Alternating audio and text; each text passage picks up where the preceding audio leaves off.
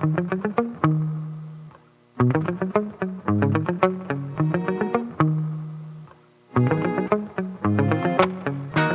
shaking, everybody?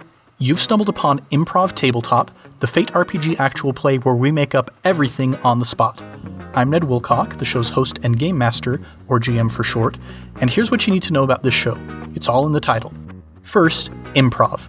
Yes, this show is completely improvised.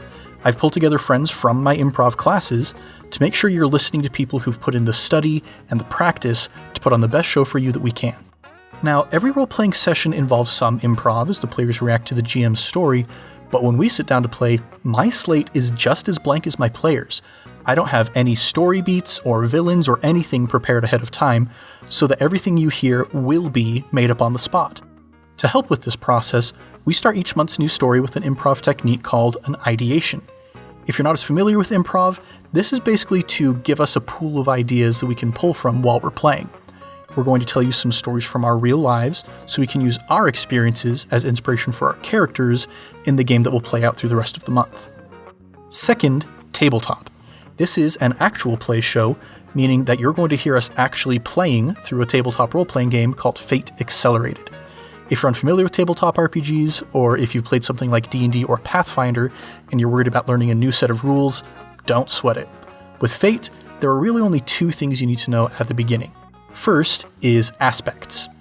An aspect is a short statement that describes a person or a place, something that helps you know what they're all about.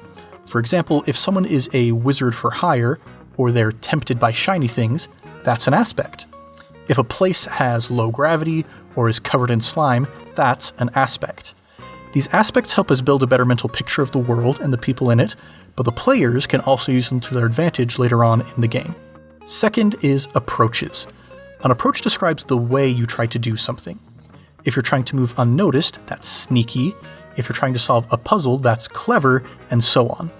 Some characters are more or less sneaky or clever or what have you than others, which affects their chances of succeeding or failing a given task. So as long as you know about aspects and approaches, you should be able to pick up everything else as we go along.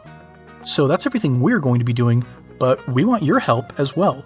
You see, improv thrives on suggestions from the audience, so if you have an idea for a setting we can play in or an aspect one of our characters can use, let us know. We're on Twitter at Improv Tabletop.